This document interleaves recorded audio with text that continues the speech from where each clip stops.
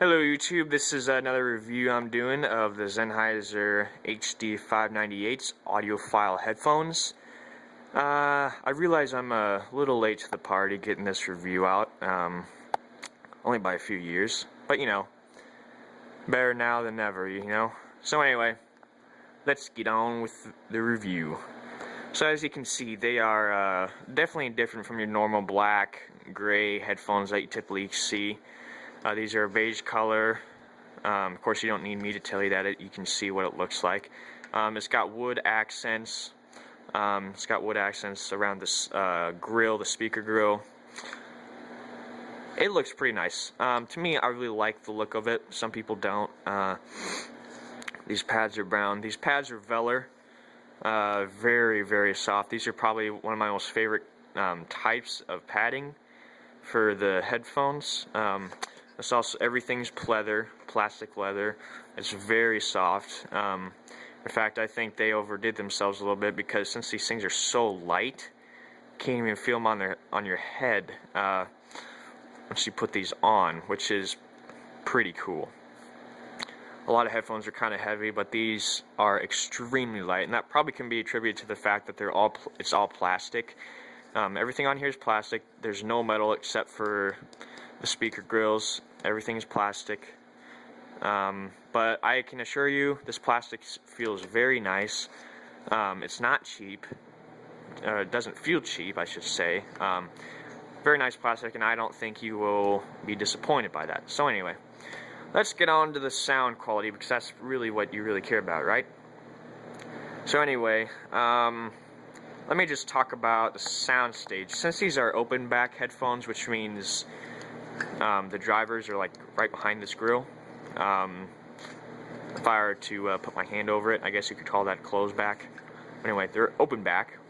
And what that means is that it has a very, very wide soundstage. And soundstage is basically how separated the instruments sound. How much space they got in between each other. And these things do extraordinary with that. Yes, I do agree there probably are better headphones in terms of soundstage, but these things are, they are just great with soundstage. You can hear every single instrument. No instrument clouds out the other unless the song is mastered terribly, but you know, they are really great. Bass. Talking about bass. The bass on these things is not very heavy. A lot of bass heads would be disappointed by this. The bass is kind of recessed for my taste. It's not too bad. It's just that you won't be impressed by the bass at all on these things. Definitely don't expect to be wowed by it.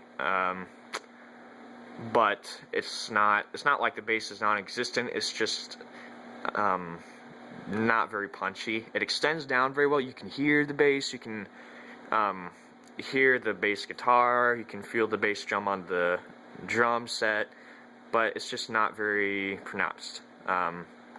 So if you like bass, I'd recommend you see if you can try these out somehow. Maybe if you have a friend or something, you can try them out and see what you feel about them. But anyway, moving on. I'm going to talk about mids now. The mids on these things is really where they start to shine.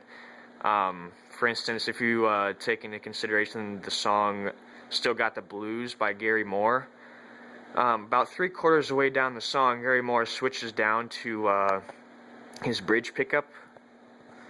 Bridge pickup is, that's my guitar over there. The pickup next to the bridge, that's on the bottom. But anyway, yeah. When he switches down to that one, it just makes your spine tingle. I mean, it's so crunchy. The mids are just, the vocals are, you can always hear the vocals. The vocals are never hard to hear. It's never hard to understand what the singer is saying. It's just very nice. It's very crunchy, very powerful. A lot of headphones, they kind of forget about the mids. These definitely don't. I think that's really the focus of these headphones is the mids. And personally, I think that's what really matters, the mids the most.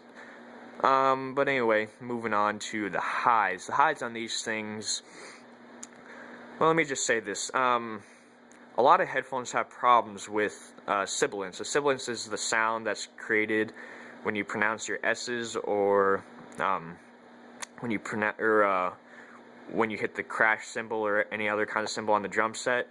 It's the kind of sound that makes you cringe, kind of like nails on chalkboard. That's sibilance. It makes you cringe, and a lot of headphones are just riddled by sibilance, and they have terrible time with them. These ones, there's no sibilance at all.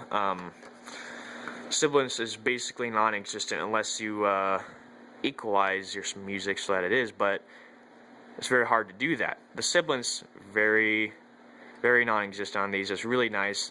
The highs are very non-fatiguing.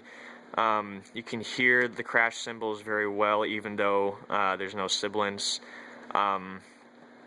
It's just very clear, very crisp. I guess that's how I could describe it. But that's really the best I can describe it. Now, we're also going to be talking about sound leakage and sound isolation.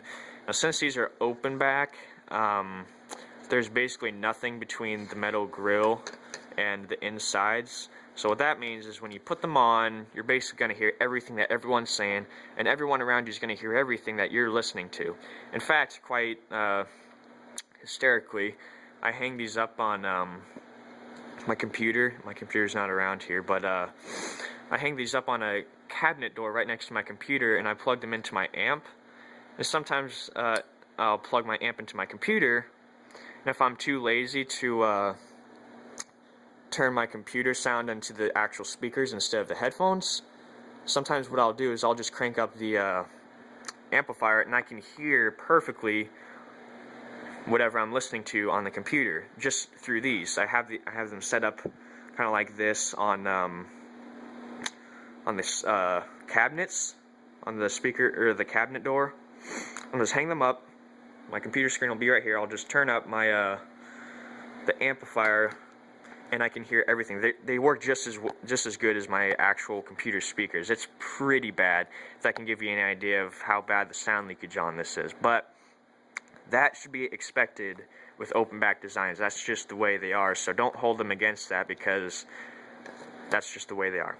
So if you're in a loud environment or something and people around you, these are probably not good for you, because I mean, I can put these on my head and I literally hear everything. They hardly do anything to the sound.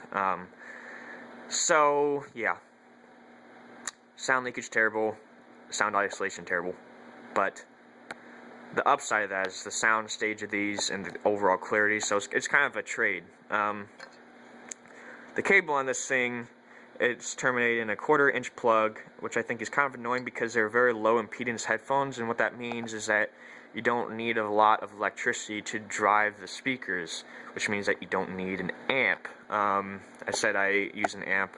I just use it because it makes it sound a little bit better, but not that much big of a difference. It's annoying because a 1/4 inch is what you usually plug into an amplifier for. So if you want to plug it into your phone or something, you have to get this thing, 1/4 inch to 3.5 millimeter plug. It's so big.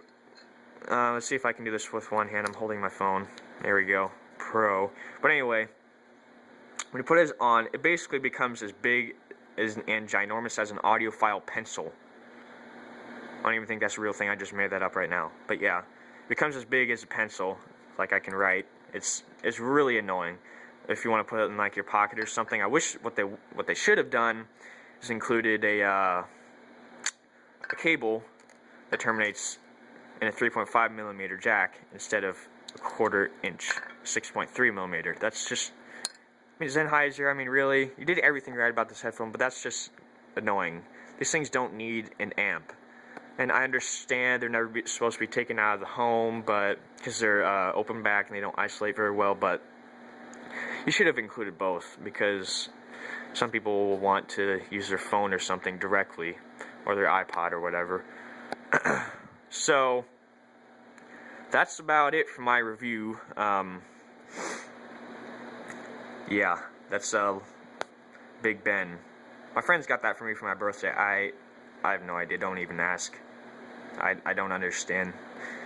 I just opened it on my birthday and I was like, what in the world is this supposed to be? yeah, but anyway.